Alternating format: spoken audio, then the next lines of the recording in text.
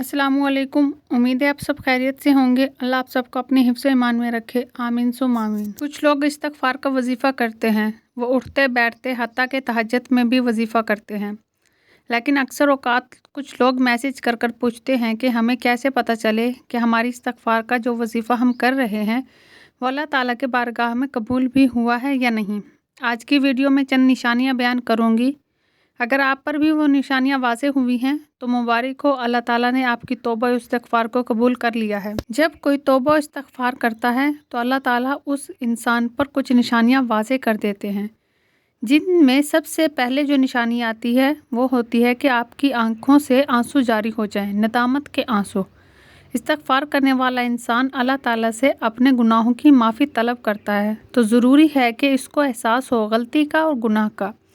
तो पहली निशानी ही यही है कि आपकी आंखों से नदामत के आंसू गिरें।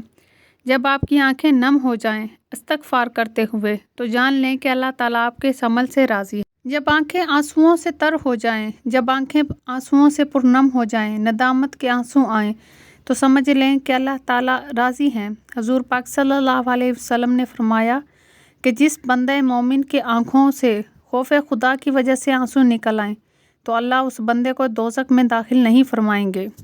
जो शख्स खौफ खुदा में रोता है अल्लाह ताला उसको दोज़ख में दाखिल नहीं करते।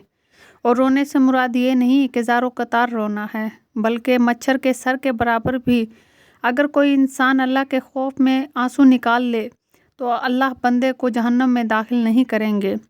तो जब इस्तग़फ़ार करते हुए आंसू निकल आएँ तो समझ लें कि अल्लाह राज़ी है।